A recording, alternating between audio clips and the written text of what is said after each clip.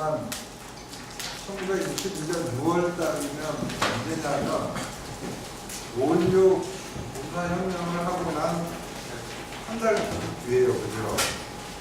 그때 박정희 의장이 이걸 작성할 틈이 없었을 거예요.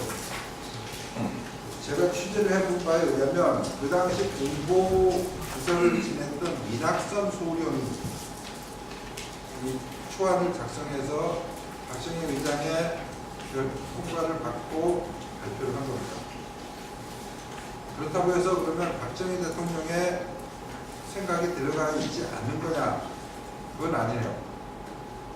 많은 지도자들이, 정치 지도자들이 다양한 업무를 하다가 자기 이름으로 발표되는 글들 중에는 대필이 참 많습니다. 근데 박정희라는 인물은 어떤 특징을 갖고 있냐면 함부로 자기 이름으로 된 남의 글을 자기 이름으로 해서 밖에 내보내는 그런 성품의 사람이 아니에요.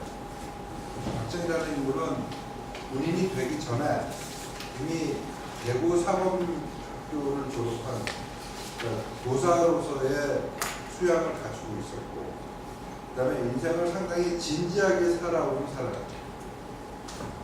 그러니까 무슨 이렇게 명예, 허용 이런 걸 가지고 꾸며던 인생의 흔적은 하나도 없는 사람. 그런 면에서 보면 이 글은 박정희라는 인물의 내면에 숨어있는 지도자라는 데 대한 어떤 생각을 갖고 있는지 여러분이 들여다볼 수 있을 거예요.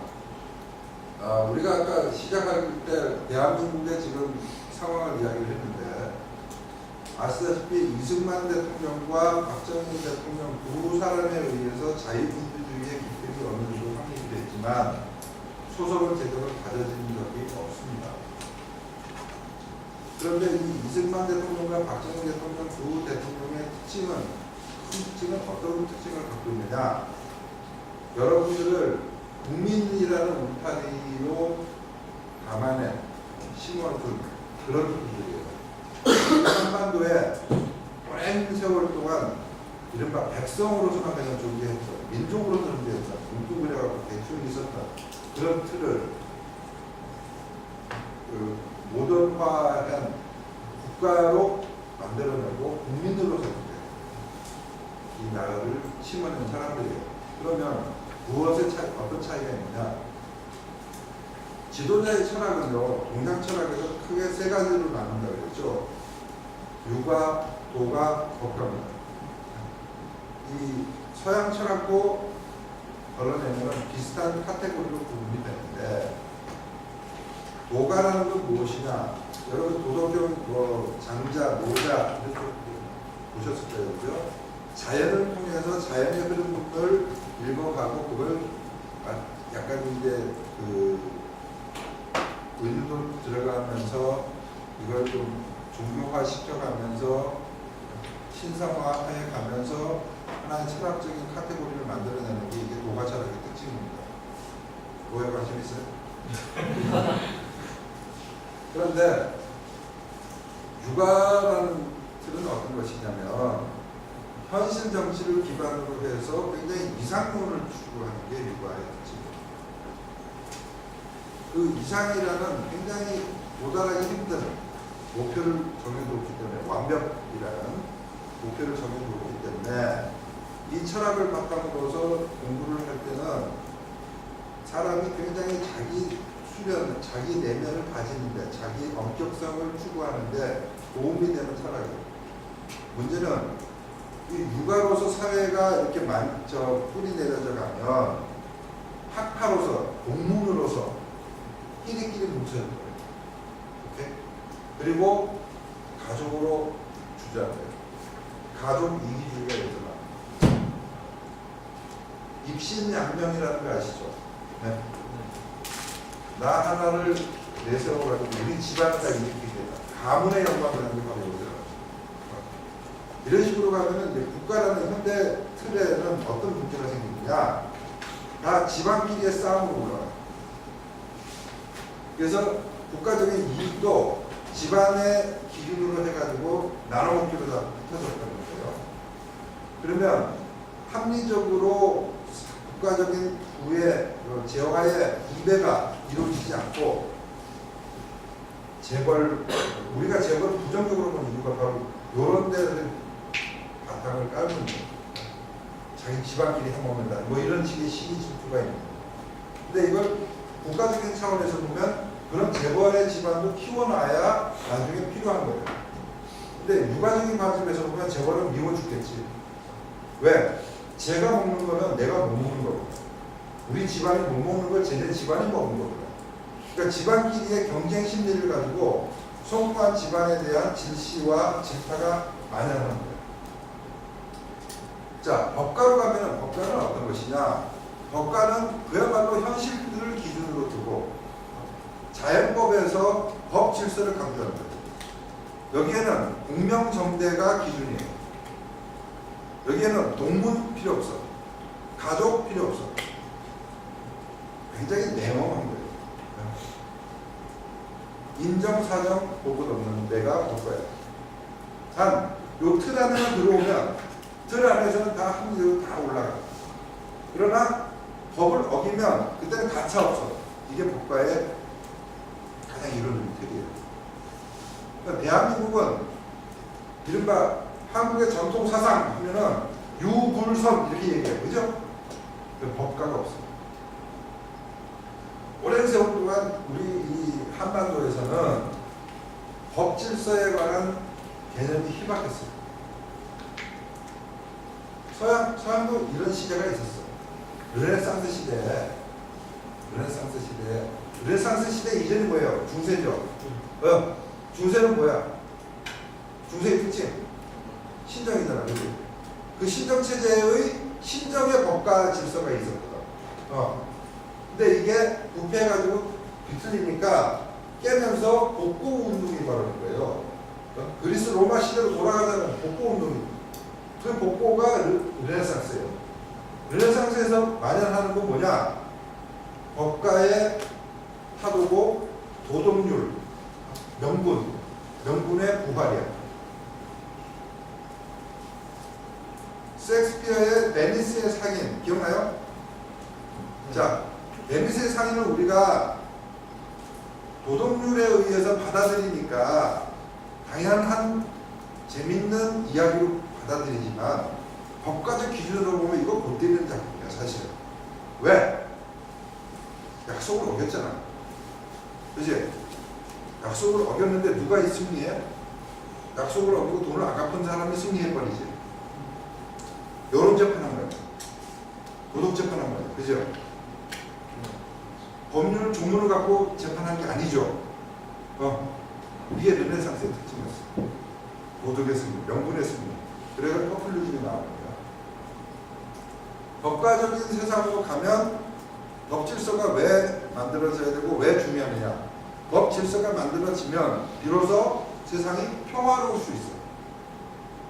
평화가 뭐냐? 아까 우리 정의 내리기 했잖아. 그치? 평화로운 세상이다. 그러면 평화가 뭐냐? 네이버님에게 물어봐. 그래도 모르면 그 다음에 알만한 사람을 찾아가서 물어봐야 돼.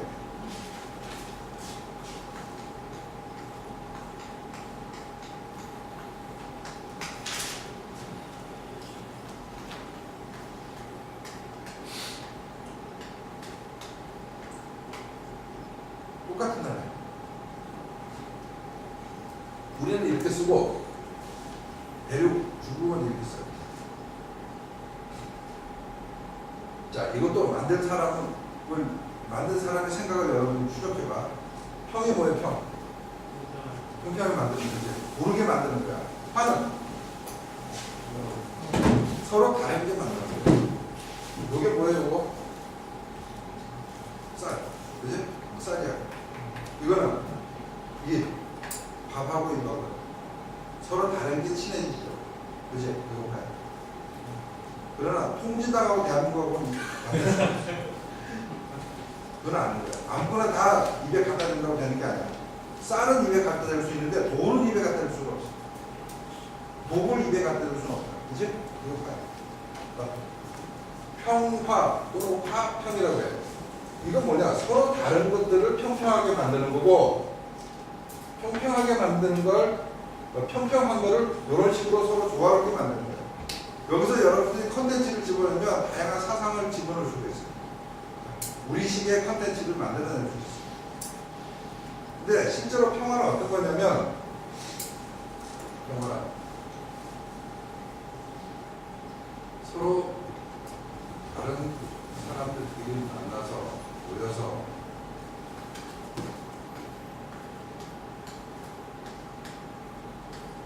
공존하자, 우리 같이 살자, 존재하자, 그지?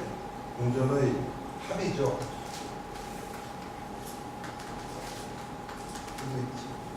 공존의 합이야. 평화는 뭐냐? 야, 공존 같이 살자, 오케이. 그러면 네가 나를 죽일 수 있는 것과 내가 너를 죽일 수 있는 것 우리 놓자. 무기 다 반납. 오케이? 대한민국 지금 현재 무기 소유 안 되죠? 그래서 평화롭게 만들어지는 거야. 오케이? 또 미국 같은 경우에 무기 소유가 가능하다? 대신에 조건이 붙죠. 그런 식으로 법 질서를 만들어가. 그러면 뭐가 돼? 공존이 돼. 그치? 공존이 되는 상황이 바로 그게 평화. 오케이? 근데 공존이 되는 상황으로 가려면 뭐가 있어야 돼? 질서가 있어야 된다고 자각을 하기 시작한 게 국가의 출발이에요.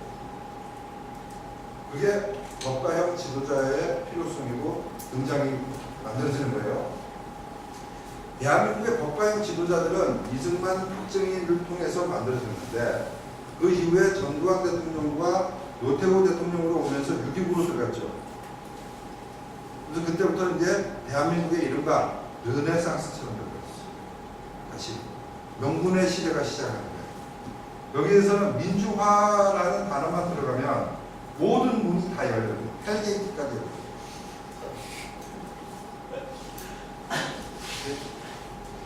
그러면 이제 세상이 어떻게 돼요?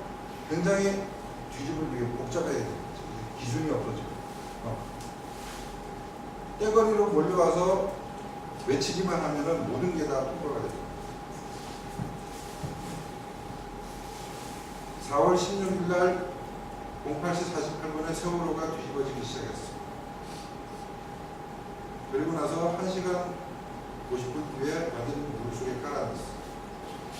그 사이에 172명이 배 밖으로 튀어나왔다가 옆에 있던 해경에 의해서 구조됐어요.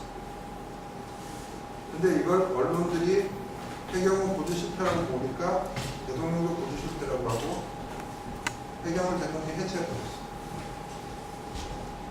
코미디 같은 일들이 벌어져요. 왜 이렇게 되나? 법가형 지도자가 아니죠. 법가형 지도자는 헌법을 중시하면서 법을 가지고 법의 기준으로 그냥 잘라버리는 거예요.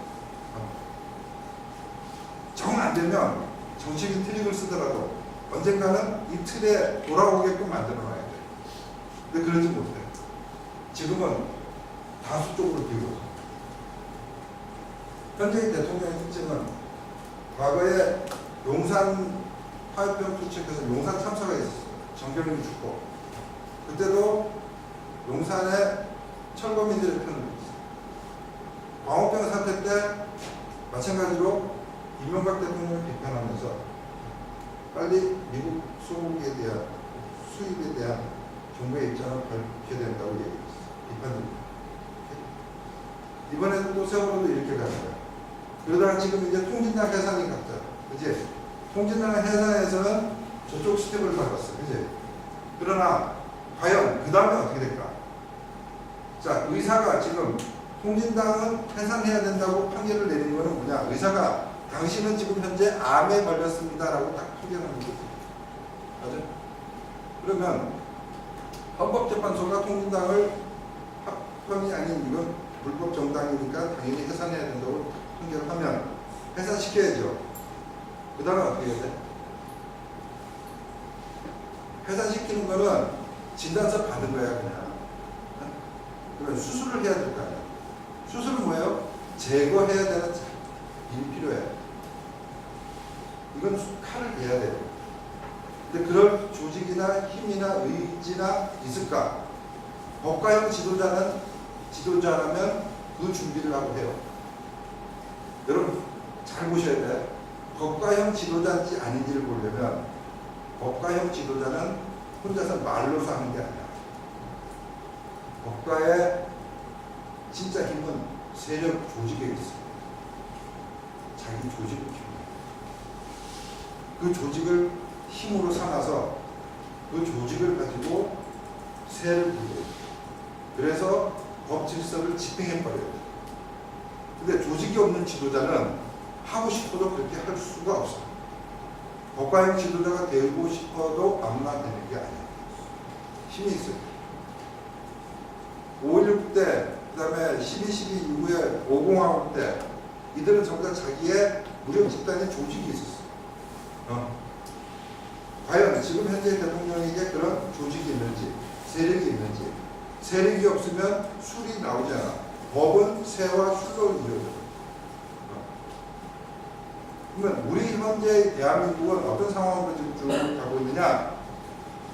1987년 6.25 이후에 대한민국은 이른바 서구의 르네상스처럼 다양하게 막 이하급산이 시도되면서 겉으로 보면 화려하게 막 하지만 정치 질서는 굉장히 지금 혼탁하게 무너져가고 있습니다. 이러다가 나중에 뭐 북한 급변 사태가 날 거다, 북한 무너질 거다, 그럼 당장 우리한테 좋지 않느냐? 정말 우리가 세력이 있어야 그것도 우리 거로 만들어. 우리의 세력이 준비가 되지 않으면 여기서 그로 인한 또 다른 헬게이트가 열려요. 저걸로 인해서 이 내부가 수많은 충돌이 생기고 갈등이 생기고 저건 이래야 된다, 저래야 된다, 누구를 끌어와야 된다 하고 이런 행동이 난리가 나요. 구한말과 비슷하게 각종 파들이 설치. 그럴 때 미래를 내다보고 바른 길을 제시하는 지도자 같은 사람들이 나타나야 되고 그들이 법가형 마인드를 가지고 공명정대하게 일 처리를 해갈 때 사람들이 비로소 저 사람들을 따라가야 내가 살고 내 이웃이 살겠구나 하고 그들이 몰리는 거예요. 우리 사회는 법가형 지도자가 굉장히 드문 나라예요. 조선주에 이미 법가가 없어. 수많은 전쟁을 치렀다고 하는데 이 나라에 여러분 들어봤어요? 대한민국의 전략 사상가 들어봤어요? 유가, 도가 쪽에는 사상가들이 있어요. 도가에는 불교의 고려의 진울, 지금도 세계적으로 손꼽히는 불교 철학이에요. 집대사를 하는 사람, 원현도 나와. 그치? 유가 태계 유황도 있어. 율곡 이이도 있어. 태계 학회는 호주에서부터 전 세계가 지금 다 태계 학회를 만들었어요. 우리만은 없고. 근데 전략 전술에는 우리는 없어. 왜 그럴까?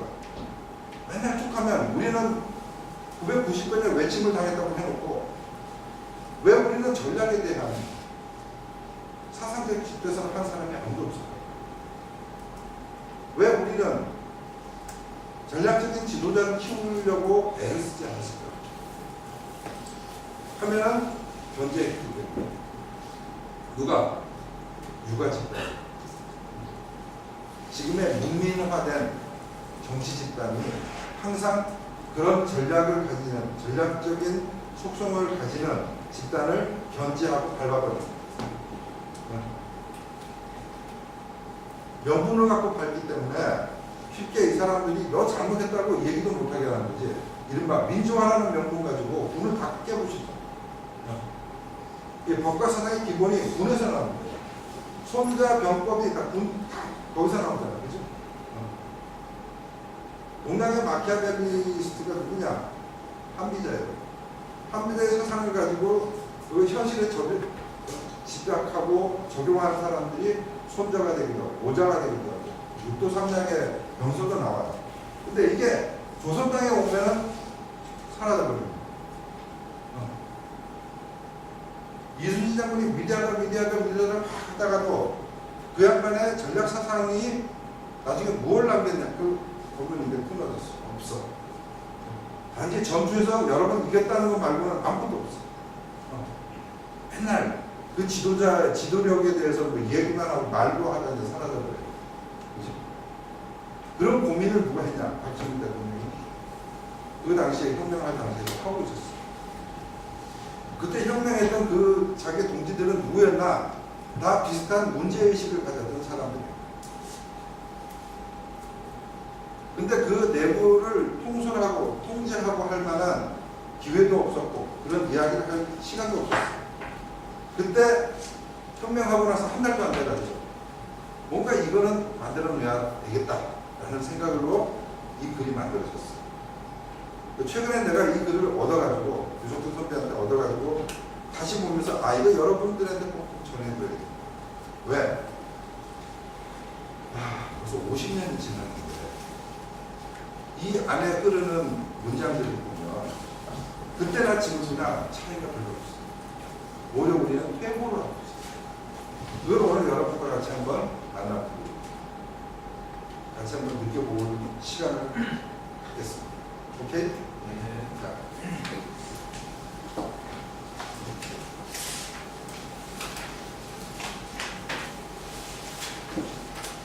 박정희저 지도자도 혁명 과정에 처하여 국가 재건 최고회의 1960년 6월 16일입니다. 이날 혁명 공약을 다시 한번 여기에 이제 게재하죠. 자, 김학원 선생님, 혁명 공약 좀 읽어주십시오. 예, 혁명 공약 하나, 반공을 국시의 제1의로 삼고 지금까지 형식적이고 우회만 그친 반공 폐쇄를 재정비 강화한다. 둘, 유엔 헌장을 준수하고 국제 협약을 충실히 이행할 것이며 미국을 위시한 자유우방과의 유대를 더욱 공고히 한다. 셋, 이 나라 사회의 모든 부패와 부합을 일소하고 대패한 국민 도의와 민족 경기를 다시 바로잡기 위하여 청신한 기풍을 진작시킨다. 넷, 절망과 기아선상에서 허덕이는 민생고를 시급히 해결하고 국가 자주 경제 재건의 총력을 경주한다. 다섯, 민족적 수군인 국토 통일을 위하여 공산주의와 대결할 수 있는 실력 배양에 전력을 집중한다. 여섯, 이와 같은 우리의 과학이 성취되면 참신하고도 양심적인 정치인들에게 언제든지 정권을 위안하고 우리들 본인의 임무에 복귀할 준비를 갖춘다. 국가재건 세국이. 예. 좋습니다. 잠시만요. 여러분, 혁명 공약 다 느껴져요? 좀 이해 안 가는 부분들 없어요? 없어요? 이때 무엇을 고민을 하고 무엇을 추구했는지 여러분 이제 느끼시겠죠, 그죠? 아까 제가 정실한 이야기를 했는데 이럴 겁니다. 미공개 마치 좌표축인데 여기가 시간축이야. 과거에서부터 여기 현재 됐어요? 근데 역사적인 사건들은 과거에 어떤 사건들이 발생해서 이렇게 지금 와서 현재 왔어. 예컨대 대한민국이 분단돼 가지고 그 다음에 6.25를 거치면서 해갖고 여기까지 왔어. 통진당이 개입하고 북한이 계속 압박을 하고 뭐 이런 식으로 해서 여기까지 왔어. 앞으로 가만 놔두면 이 나라는 지금 이렇게 하고 이렇게 갈 거다. 예측하는 거죠. 이게 사회과학. 근데 이렇게 가면은 여기 참 안 좋고 이 나라는 어떻게 되어야 한다. 이런 쪽으로 가야 된다. 이렇게 뭐뭐 해야 된다. must be. 이게 규범과.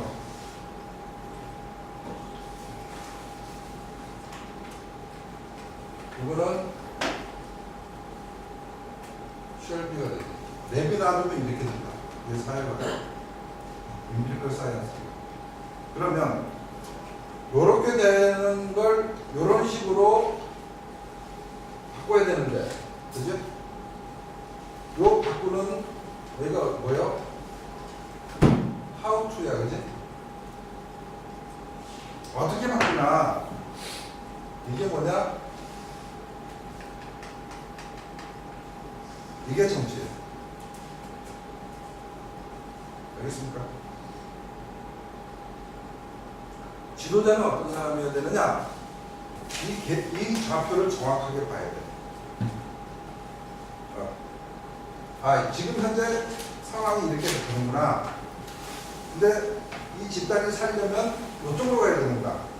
근데 어떻게 가야 된다. 요거를 다 알 수 있어요. 그러니까 앞으로 정치 지도자 쪽으로 가려면 이 세 영역의 시각을 다 갖고 있어요. 알겠습니까? 자, 5.16 때 뭐랬냐? 반공의 도시의 제의를 선포해서 형식적이고 보호에만 그친 반공대세를 재정비 강화한다.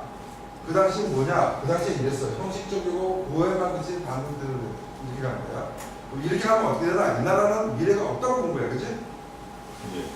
그래서 어떻게 하겠냐? 그 다음에 보면 나오잖아. 유엔에 가입하고 자유관과 유대관계를 공고히 하고, 그죠? 이런 식으로 해서 하우투의 내용이 쭉 나오죠. 그죠? 그래서 이 사람들이 추구하는 게 뭐였나? 절망과 기하선상에서 허덕이는 민생부를 시급히 해결하고, 지금 여기가 다 절망과 기하선상에서 허덕이던 시대예요. 그래서 공산주의에 대결할 수 있는 실력 배양에 전력을 집중한다. 이게 실력 배양을 집중하는 상태가 여기에요. 이제 그래가지고 왜 박정희 대통령이 위대한 대통령이라고 이야기를 하느냐? 이 사람은 이제 하우스를 실현해갖고 실제로 이쪽으로 가는 나라를 이렇게 끌고 와버렸거든요. 이제 1961년 당시 대한민국의 GNP는 80달러예요. 그 당시 북한은 230달러예요. 재밌는 강남. 공개적으로 얘기하면은 뭘 맞을까봐 얘기를 안 하는데, 우리 김상동 선생님도 아마 이런 말씀 들어본 적이 없으실 것 같아요. 여기가 흥남이에요, 그죠? 1950년 12월 23일, 24일 이때 흥남 철수가 시작돼요, 그죠? 여기 이제 한반도인데, 북한은 1945년 9월 8일 되면 이미 김일성과 스티프가 들어와가지고 이 내부를 사회주의화시키기 시작해. 맞죠? 그래서 1948년 10월 10일 되면은 조선 민주주의 인민공화국 수립해. 그죠? 요 사이에 무슨 일이 벌어졌을까? 요 사이에 수많은 반체제 성향의 사람들은 자발적으로 다 월남했어. 그죠? 맞죠? 예. 이 사람들은 대한민국이 분단됐을 때 남과 북은요, 남쪽과 북쪽의 스테이터스가 이렇게 나눠졌어요. 북쪽도 지배계급과 아래, 남쪽도 지배계급과 아래. 이 지배계급이라는 게 단순한 정치적인 지배계급이 아니라 돈도 있고 재력도 있고 명예도 있고 이런 사람들이에요. 근데 북한의 사회체제가 사회주의 딱 가니까 누가 내려왔느냐? 북한의 요 상층부가 다 내려왔어. 그죠? 내려와서 이 사람들은 남한에 어떻게 붙었냐? 남한에 이렇게 됐어. 남한이 이렇게 됐어. 북한은 밑에만 이렇게 남았어. 오케이? 이것이 1948년, 49년, 50년쯤 되면, 요 49년쯤 되면, 남한은요, 이 안에서 이른바 부채시장 같은 수많은 삶의 경쟁 속에서 다시 이게 이렇게 돼요. 지배계급과 피지계급 내지는 강자와 약자 이런 식으로 변해가요. 변해가면 여기에는 이긴 사람이 많아, 진 사람이 많아. 진 사람이 많아. 이 체제에서 실패한 사람이 많아. 그래서 대한민국 체제에 대한 반감정을 가진 사람이 많이 생겨요. 그래서 대한민국을 쉽게 선동하고 내고 쉽게 반정부 투쟁에 앞장서고 쉽게 정부에 대해서 비판적인 태도를 가진 사람이 많아졌어요. 대신에 요 밑에 여기는 어떻게 되냐? 여기는 납작했던 게 다시 이렇게 올라갔잖아. 이 밑에 있던 사람들이 누구냐면 거의 평생 내지는 거의 몇 대로 조선조에 대리 종사기만 하던 사람들, 그런 사람들이 어느 날 갑자기 방에서 학교를 보냈어. 공부를 가르쳐줘. 그리고 방에서 토지를 줘. 대대로 땅 한 평 가져보는 게 소원이었던 사람들이 위대하신 지도자 김일성 동지에 의해서 땅을 하소받았어. 충성하겠어, 안 하겠어? 충성하죠. 구원자인데, 자기 집안의 구원자인데, 그런 사람들이 이미 자리를 잡은 게 1950년 초까지야. 오케이? 그러면 1950년 12월 요 무렵에는 휴전선 10월 1일 날 휴전선 돌파해가지고 우리 국군이 여기까지 밀고 올라갔다가 중공군에 의해서 다시 내려올 때 이 지역 근처, 북한 지역 근처에 있었던, 특히 흥남 주변에 있었던 사람들은 누굴까? 북한 체제에서 밀고 올라간 사람들이에요.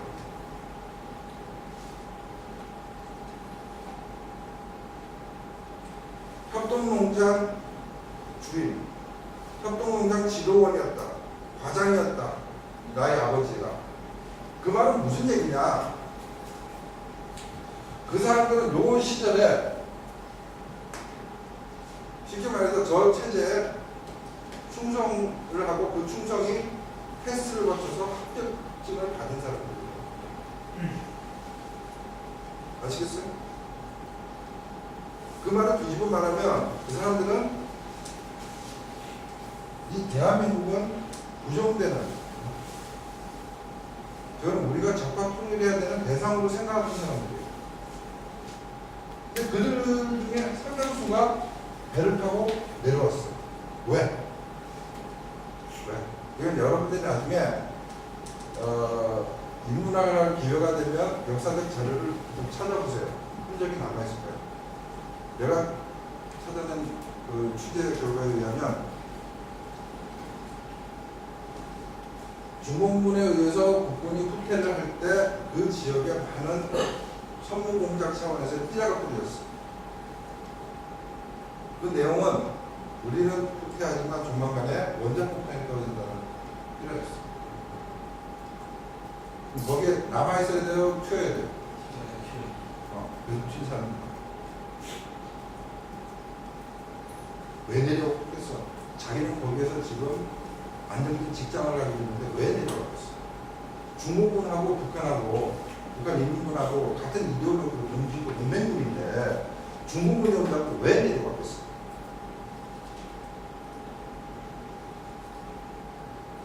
원자폭탄이 떨어지면 일단 여기 착살나는가 하고 내려와.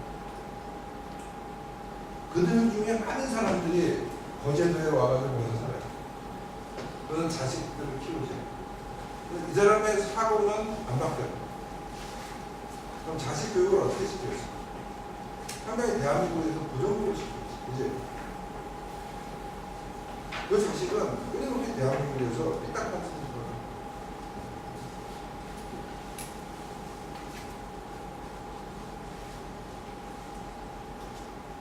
모 정치 지도자의 아버지가 그 당시 여기 협동농장인가? 그 과장으로 있었다고 했어. 그 아버지하고 같이 내린 거죠. 맞습니다. 그리고 2004년 노무현 대통령 시절에 2007년에 위로 올라가서 NLL 이거 전부 다 같은 선상에서 보면 이해가 가죠. 왜 저런 걸 하면서 헌법적인 문제에 접촉을 받을 텐데 보고가는 없이 왜 저렇게 열심히 했을까? 이해가 가죠. 여러분들의 지금 이 나라 안에는 이런 과거를 가지고 있는 많이 같이 살고 있습니다. 이렇게? 그러니까 성경 공약을 잘 보시면 이런 식으로 하우투로 이행하려고 애를 썼다. 그리고 이걸 실제로 실현한 지도자다. 이걸 볼 수 있어요. 오케이? 자, 다음 봅니다.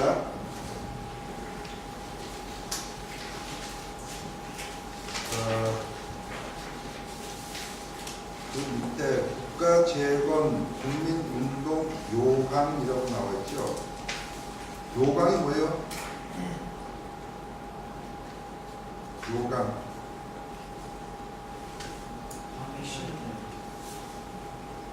누구 마루에 있는 거? 근본이 되는 강령이 요강.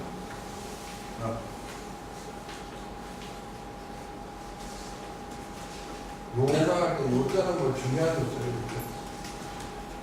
강자는 뭐 결의강이라고 해가지고 근본이 되는 강령이 요강이에요. 그러니까 여러분들이 알고 나면 여러분들이 언젠가 이런 단어를 쓰게 돼요. 그럼 다시 살아날 수 있어요. 그래서 뭐뭐뭐뭐 하자 해갖고 7가지가 나오는데 이 7가지가 뭐냐? 여기서 이쪽으로 넘어가는 요 하우투에 필요한 기본들이었을 거예요. 그죠? 넘어갑니다. 자, 서원은 제가 읽겠습니다. 1. 서원. 한번 의미해 봅시다. 누적된 부패와 부정을 물리치며 국내적, 대외적인 적의 침략으로부터 조국을 방해하며 국가를 재건하기 위하여 국민과 국군의 총역량을 기울여야 할 일에 처하여 무엇보다 긴급한 문제는 그러한 역량을 옳게 지도해 나가야 할 지도자들의 지도자도 창조와 이의 확립이다. 이와 같은 우리 사회가 요구하고 있는 지도자도의 확립이야말로 무엇보다 선결되어야 할 과제다. 사실 5.16 군사혁명은 지난날의 우리나라의 모든 지도자라고 하는 자들이 확고한 지도자 도를 갖지 못함으로써 국민을 도탄에 빠뜨리게 하고 국가를 무란의 위기에 몰아넣은 결과 불가피하게 취해진 조치였다. 지금 국가 재건의 선두에 나서는 우리 지도자들이 또다시 그 길을 들이신다면 국가와 민족을 다시 구해낼 수 없는 마지막 궁지에 몰아넣고 말 것이다. 이제야말로 국가 존망을 판가름하는 때이다. 국가의 번영과 안전을 가져오기 위하여 우리는 올바른 지도자도를 시급히 확립해야 한다. 특히 혁명기에 처해 있는 지도자도란 영웅적이라야만 한다. 우리 사회가 불타오르겠다는 기름 바다라면 이 바다에 점화 역할을 해주는 신화적 작용이라야 한다. 이를 위해서는 안일주의, 이기주의, 방관주의 및 숙명론자로부터 탈각하여 피지도자인 국민이 부르짖는 것을 성취하도록 이끌어 나가야 한다. 여기까지입니다. 여기 보시면 영웅적이어야 한다라고 하면서 수차 반복하는 단어가 지도자도라는 단어입니다. 이 단어가 생경하게 느껴지는 이유는요. 첫째는 조선조까지 이런 단어가 없었어요. 우리가 지금 리더십이라는 영어에서 사용한 말을 쓰지만 우리식으로 체화된 지도력 내지는 지휘력 내지는 뭐 이런 단어들 뭐 있어요? 사실 우리 사회 거의 없어. 그렇잖아? 리더십 해봐야 그 서양에서 들어온 몇 가지 뭐 저 경영학에서 쓰는 사용되는 몇 가지 단어들, 개념들 그런 거 하면 뭐가 있어? 개뿔도 없는 거예요 지금. 다 잊어먹고. 근데 도 이거는 어디서 나온 거냐? 일본에서 무사도 있잖아. 들어봤죠? 일본은 무사도라는 것 자체의 그 글에 명문들이 있어. 무사의 길, 죽음을 초연하게 버리면서까지 내가 믿고자 하는 뜻에 따라서 내 삶을 바치는 것이 나의 행복이다. 뭐 이런 식의 그런 것들이 많아요. 근데 우리는 그런 것들을 천하게 여기고 귀엽고 버리고 말로서 다 육아의 나라. 여러분의 위에 윗세대는 다 육아의 나라. 그러다 보니까 국가가 노란의 위기에 처해 있을 때 육아들은 지방만 살리면 돼요. 친일파가 되든 친미파가 되든 친소파가 되잖아. 그건 두 번째 문제. 우리 집안만 살리면 뭐든지 다 할 수 있어. 그러니까 국가가 찢어지는 거야.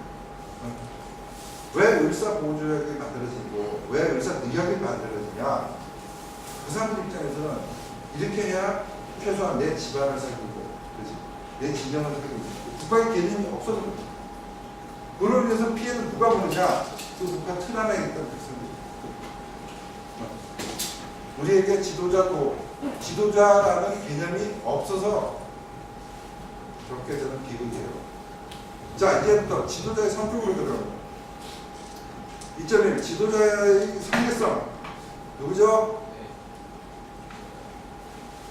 뒤에 들리게 크게 읽어야 돼요.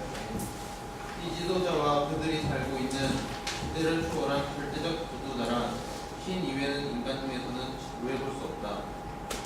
따라서 인간인 지도자의 가치는 피지도자가 그 시대에 요구하는 것을 어느 정도 응해주는가에 달려있다. 그리고 요구들은 여러 가지 현실적 조건의 제약 때문에 모두 충족시킬 수 없는 것도 사실이다. 그럴진데 이 요구와 현실적 조건 간의 간극을 여하이하여 최소한도로 좁히냐가 곧 지도자의 지도 능력인 것이다. 예. 여기에 보면요, 절대적 지도자란 신 이후에 인간 능력은 구해볼 수 없다. 이거 하나죠, 이 문장. 이게 사실은 왜 박정희 의장은 왜 이런 구절을 쓰느냐면 지금도 우리 사회에 이런 시각을 가진 사람들이 허가해. 완벽을 요구해. 뭐든지 완벽을 요구해. 못하면 무조건 이제 디스하는 거야. 왜 그럴까? 사실은 개화되지 못해서 그렇다. 옛날에 신정 때 길들여졌던 신민의 습성, 절대자라고 하는 데 대한 맹목적인 복종의 습성이 남아있어요. 이 습성을 이용하면 뭐가 만들어지냐? 북한의 김일성 체제가 만들어져.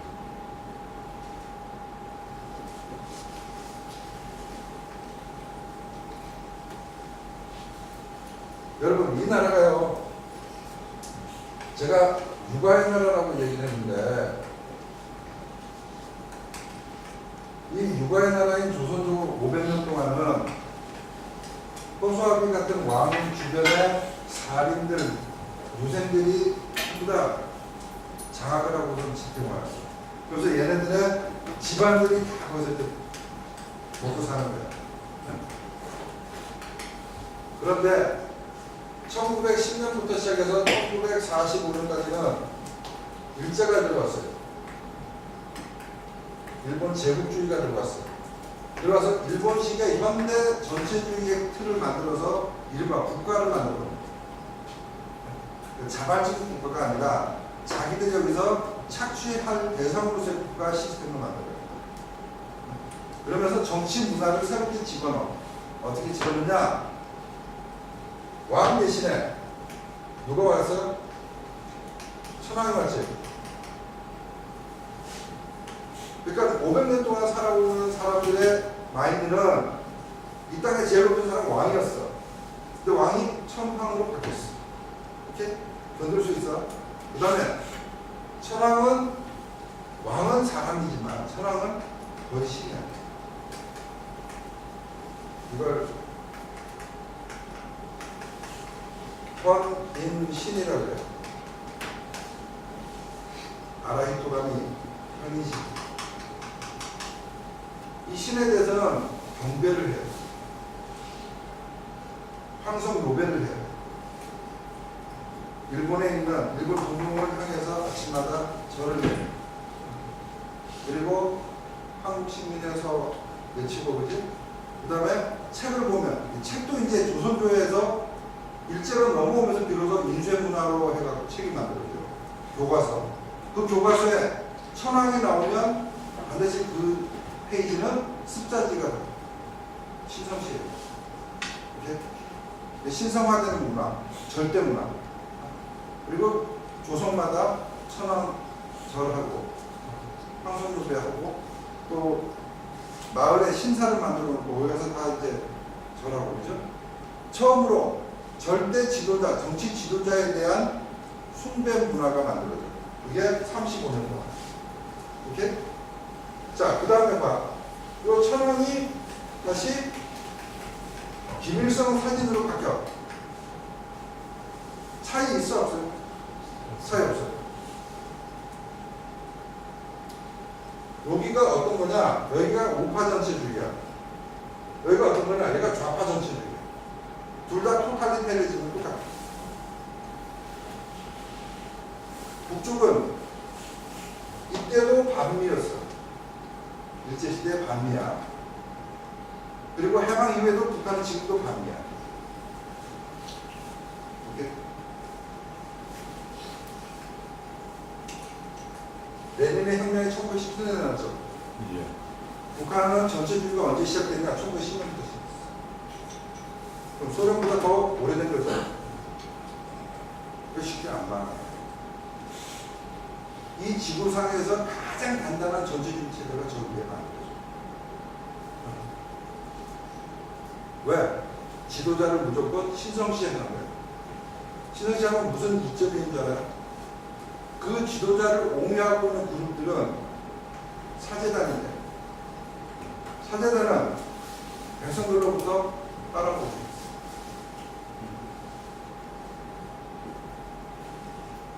이내 장막이 그래서 타파돼야 되는 대상이 됩니다. 박정희 의장은 처음에 이 사실을 제대로 알고 있었어요. 절대화시키지 말라는 얘기. 오케이? 자, 2점이 과거의 지도자 봅시다. 누구죠? 네, 원시 고대 중세기를 통하여 지도자의 개념은 시대에 따라 완력이 보통보다 강한 자, 체형이나 신체적으로 어수한 자, 또는 일정한 문법이나 활동을 가진 자, 또는 영혼의 표준에 달한 등등으로 변천해 왔다. 그러나 이론으로 요약하면 후천적인 요소보다는 선천적인 요소의 지도자의 자유를 부여했기 때문에 지도자됨을 숙명적으로 생각해왔고, 따라서 수적으로 노력하고 건전한 것은 멀지 못했다. 그리하여 피지도자는 지도자를 초인간시하고 우상화하며 신선 불가침의 뜻을 가지게 되었으며, 지도자 입장에서도 피지도자가 그러한 뜻을 가지고 자기 지위를 유지하는 것이 필요한 것이었다. 그런 어떤 난관을 극복할 때에는 지도자에게 초인간적 기적이나 마술적 결과를 기대하기 쉬운 까닭에 지도자의 인간적 양측의 실수에 대해서는 동정이나 이해보다는 실망과 반감을 갖게 되었다.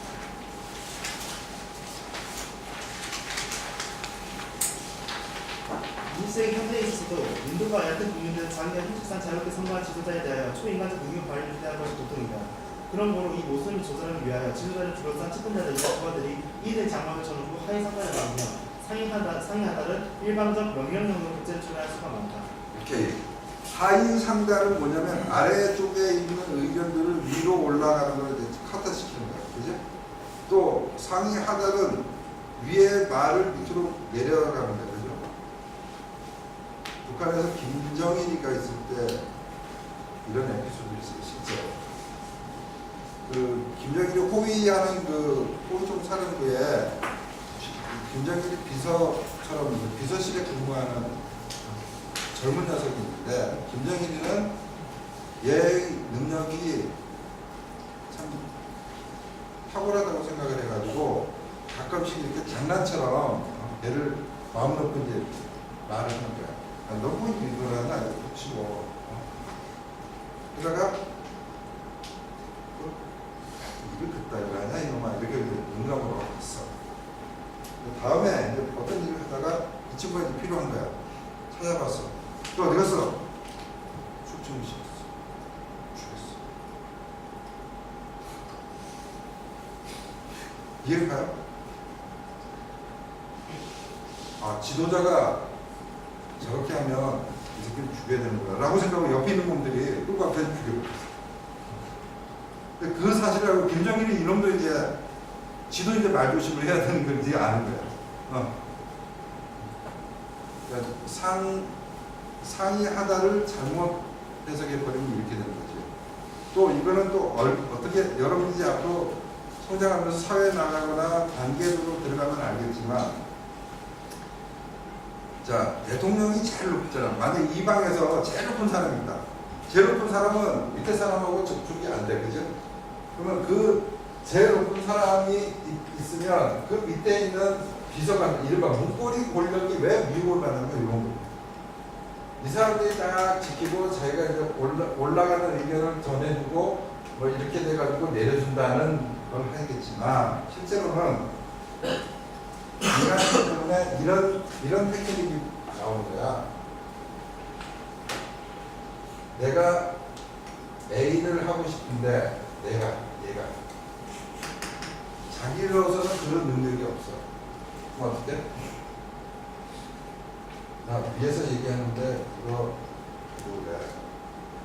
그러면 이 지시를 받은 사람들은 정말 위에서 나온 명령인지 알고 확인할 방법이 없어요. 믿고 하는 수밖에 없어. 맞잖아?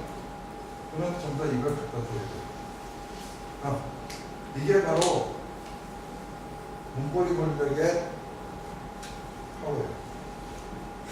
이건 지금 현재 문고리 권력의 문제가 아니고 권력 구조의 특징이야. 어디나 다 이런 게 있어요. 이걸 견제하는 여러 가지 시스템들이 있냐 없냐의 차이뿐이야. 인간의 속성이고 권력의 속성. 그 다음에 앞에 보면은 이런 말이 나오죠. 후천적인 요소와 선천적인 요소. 여러분들이 만약에 선천적인 요소에 좌우되는 사회라면 어떤 사회냐? 집안을 따지는 거예요. 저 집안은 좋은 집안이에요. 좋은 집안의 자식이 돼요. 너가 아버지 뭐 하시냐? 이거야. 알았어? 너가 아버지 뭐 하시냐? 해가지고 재벌입니다. 이러면 얘는 무조건 좋겠어. 너가 아버지 뭐 하시냐? 건달입니다. 이러면 이제 좋다는 거야. 선천적인 요소로 좌우되는 사회는 부진하는 사회예요. 여러분들이 앞으로도 이 사회를 개혁하고 바꿔가야 될 목표는 어떻게 되느냐? 선천적인 조건이 아닌 후천적인 조건으로서 우승열패 승부가 만들어지는 사회로 가야 돼요. 그래야 태어난 조건과 상관없이 나의 노력으로 성취되는 영역들이 생겨야 돼요. 그래야 사회가 계속 새살로 바뀌어지고 건강하게 성장하고 있어요. 이렇게 선천적인 조건과 후천적인 조건을 잘 보셔야 돼요. 은연중에 사람들은 선천적인 조건에 기대. 왜? 사람들은 대개가 전근대적이에요. 내면은 더 그래요. 그러니까 집안을 보고 결혼을 시키고, 또 집안을 보고 취업을 시키고, 집안을 보고 진급을 시키고, 집안을 보고 뭐 특혜를 주고 이렇게 됐던 거예요. 이게 그 사회 전체가 선천적인 조건으로 굳어져요. 갖고 나중에 늙어지는 거예요. 노인의 국가가 될 거예요. 그걸 조심해요. 자, 그 다음 현대적 지도자 누구? 민주사상이 발표된 현대에 와서는 지도자는 피지도자와 이해관계를 공통으로 가진 평등한 지위에서 일부 앞서 그들과 같은 길을 걷는 군지이다. 즉 피지도자는 호령하는 자가 아니라 피지도자를 가장 잘 대표하는 자이다. 대표자인 고로 선천적이 아니라 후천적이고 고정적이 아니라 유동적이며 창조적이다. 그 당시 대중과 호흡을 같이 하며 그들이 가장 절실하게 원하는 것이 무엇인가를 신속 정확하게 파악하여 가장 가능한 방법을 찾을 수 있고 자기가 확신하는 방향과 가장 가능한 방법에 대하여 납득시킬 수 있는 능력을 가지며 협력을 자극하고 이끌고 나갈 능력을 가진 자이다. 능력이 강하다거나 학식이 우수하다고 해서 반드시 지도자가 될 수 있는 것은 아니다. 오케이. 잘 읽었습니다. 자, 제가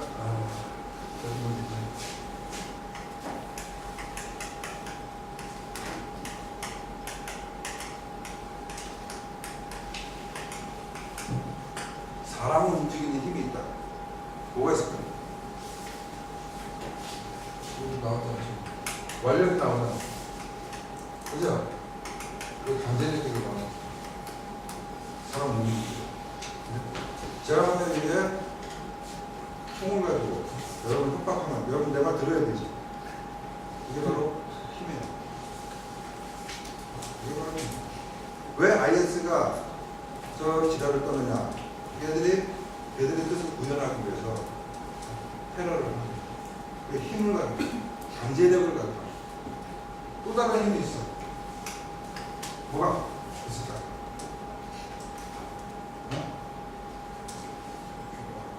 여기 있잖아. 완력이 강하다거나 완력이 그지? 학식이 우수하다고 해서 학식이 여기서 뭘까? 뭘 의미하는 걸까? 학식. 지식을 평소에 어떻게 구분해? 저놈의 지식이 있다고 하면 어떻게 구분해? 어?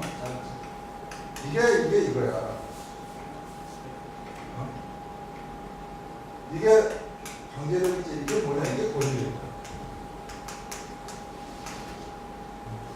증 있어. 그럼 일단 통과야. 졸업증 있어. 통과야. 유학 갔다 왔어. 권위 생기지. 실제 능력이 있는 점이 두 번째. 포장이 이렇게 되잖아. 그치? 그리고 그 사람 말을 듣게 될 거야. 이게 권위력. 이 권위력은 교회가 준 겁니다. 목사님이 유도 오라는 말 아니야. 근데 목사님 말을 신도들이 다 들어. 왜? 권위력. 오케이? 두 번째 뭐가 있어?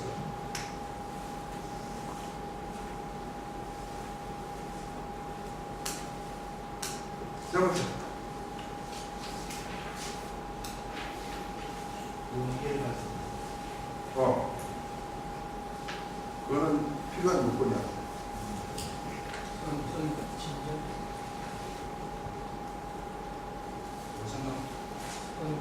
뭐에 저 단어는 나와 있지 않은데 이거야. 사실은 이게 교환력이라고 하는 거예요.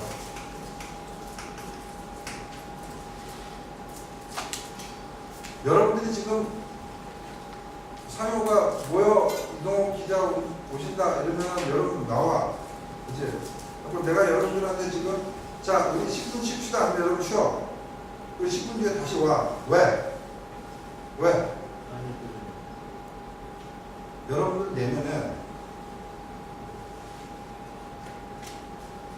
여러분들 내면 속에는 이동욱 기자 말을 들으면 내가 손해를 보는 게 아니고 이익을 보는 것 같으니까 여러분들이 오늘 같은 날 이 좋은 주말에 이걸 희생하는 이유는 그거 가만히 다른 거 하는 것보다 이게 나으니까 그게 교환입니다. 이 교환이 계속 반복돼서 나중에 신뢰가 쌓이면 끈끈하게 동지애가 생기고 이러면 이제 큰 소통의 틀이 만들어져요. 사람을 움직이는 힘은 세 개예요. 교환에게 가장 극단적인 방법이 뭐냐? 돈 주게 하는 거예요. 북한을 움직이는 힘 마찬가지예요. 유엔은 그냥 권위력 별로 안 통해요. 근데 만약에 실제로 B29 툭툭을 해버린다. 그 말이야. 이번에 사이버 테러에 또 한 번 먹였지 미국에서. 마찬가지로 힘의 투사를 합니다. 그럼 북한이 또 움직여요. 대신에 쌀 줄게, 옥수수 줄게 이거 하지 마. 그러면 또 받을 때는 또 안 해. 이걸 가장 잘 계산하고 활용하는 쪽은 북한입니다. 그건 지금까지 계속 이 게임을 하면서 성공하면서 계속 왔어. 자, 이제 한 10분만 쉬고 그 다음에 PHD가 본격으로 들어가겠습니다. 10분 씩